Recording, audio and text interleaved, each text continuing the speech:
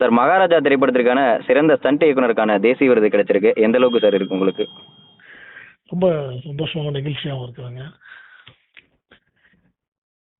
குறிப்பா இந்த திரைப்படத்திற்கு வந்து ஸ்டண்ட் காட்சிகள் வந்து முக்கியமான ஒரு காட்சிகளா இடம்பெற்றிருக்கும். அப்படி இருக்க வகையில இந்த திரைப்படத்திற்கு குறிப்பா கிடைச்சது வந்து எந்த அளவுக்கு உங்களுக்கு பெருமையாவும் இருக்கு, சந்தோஷமா இருக்கு இந்த படத்துல ஒரு பங்கா இருக்கிறது?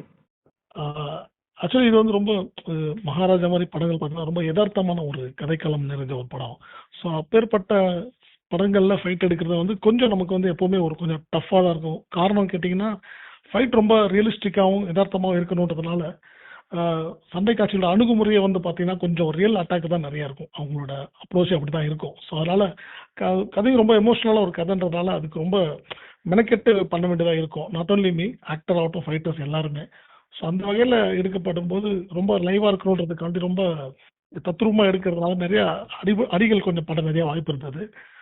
ஸோ அதில் ஃபைட்டுங்களுக்கு மட்டும் இல்லாமல் விஜய் சேதுபதி சாருக்கும் ஒரு சில இடங்களில் கொஞ்சம் காயங்கள் பட்டிருக்கு. ஸோ அதை வந்து பொருட்படுத்தாமல் அந்த கதையோட சாராம்சத்தை உணர்ந்து அது ரொம்ப லைவாக தத்ரூபமாக இருக்கணும்னு சொல்லி அவங்க இன்வால்வ் ஆகி பண்ணது தான் இன்னைக்கு இந்த சக்ஸஸ்க்கு காரணமாக நான் பார்க்குறேன்.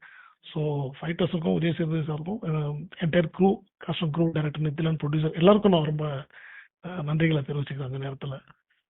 குறிப்பா இந்த திரைப்படத்துல வந்து இடம்பெற்றிருக்கக்கூடிய விஜய் சேதுபதி அவருடைய கதாபாத்திரம் வந்து ஒரு ஸ்டண்ட் நடிகர் கிடையாது. ஏன்னா குறிப்பா ஆக்ஷன் ஹீரோவோ அந்த மாதிரி கிடையாது. யதார்த்தமான ஒரு அப்பா அப்படி இருக்கக்கூடிய கதாபாத்திரம். அதுக்கான ஸ்டண்ட் பண்றோம் அப்படின்றப்ப எந்த அளவுக்கு சிரமமா இருந்தது சார் அடுத்தடுத்து பயணம் பண்றப்போ? அதுல ஒரு நல்ல கேள்வி கேட்டீங்க. என்னன்னா வழக்கமாக ஒரு சில படங்கள்ல பார்த்தீங்கன்னா ஹீரோக்களுக்கு வந்து ஃபைட் தெரியுன்ற மாதிரி நம்ம வந்து கொஞ்சம் எக்ஸாகரேட் பண்ணி காட்டுற மாதிரி இருக்கும். பட் மகாராஜா மாதிரி படங்கள்ல வந்து பார்த்தீங்கன்னா ஒரு காமன் மேன் ஒரு இந்த மாதிரி விஷயங்களை கையாளும் போது ரொம்ப யதார்த்தமாகவும் இருக்கணும், ரொம்ப தத்ரூபமாகவும் இருக்கணும். ஸோ அது ரொம்ப ஒரு சேலஞ்சான விஷயம் ஃபைட் மாஸ்டர்ஸ்க்கு, என்ன மாதிரி மாஸ்டர்களுக்கு.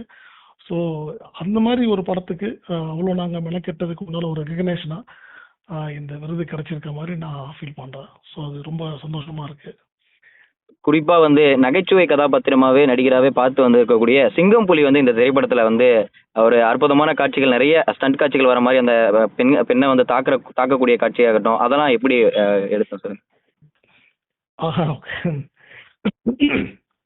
கரெக்ட், நல்ல ஒரு கேள்வி. எதுவும் என்னன்னா லைக் அதை வந்து உண்மையிலேயே அதை வந்து சிங்கமுனி சார் மாதிரி ஒரு கேரக்டர் வந்து நகைச்சுவையாக நடித்தாலும், நகைச்சுவை காட்சிகள் நடிச்சுக்கிட்டு இருந்தாலும் அவரை வந்து இந்த கேரக்டருக்கு பொருத்த முடியும், அவரை வந்து கண்டிப்பாக அவரை வந்து கன்வின்சிங்காக அவருக்கு கொடுக்க முடியுன்ற ஒரு நம்பிக்கை வந்த ஒரு நித்திலனுக்கு அந்த நேரத்தில் ரொம்ப ஒரு பெரிய ஒரு வாழ்த்துக்களை சொல்லிக்கிறேன். ஏன்னா அது எடுக்கிறது வந்து எடுக்கும்போது நாங்கள் மெனக்கிறத விட அதை வந்து ஸ்க்ரீனில் வந்து நம்ப வைக்கிறது வந்து ரொம்ப ரொம்ப ஒரு ஒரு ஒரு பெரிய ஆர்ட். அது கரெக்டாக கையாண்டிருந்தார் நித்திலன். அண்ட் அவருமே ரொம்ப நல்லா யதார்த்தமாக பண்ணியிருந்தார் சிங்கமொழி சாரும். ஸோ ஓரளவு ஒரு நல்ல எஃபர்ட் தான் அது. ஸோ அதுவும் ரொம்ப ரொம்ப சந்தோஷமா தான் இருக்கு. இந்த தேசிய விருதை யாருக்கு சமர்ப்பிக்கிறீங்க சார் நீங்க? கடவுளுக்கும், என்னோட பெற்றவங்களுக்கும், என்னோட ஒய்ஃப் ராஜி, என் பசங்களுக்கு கிறிஸ், மிருதுலா 2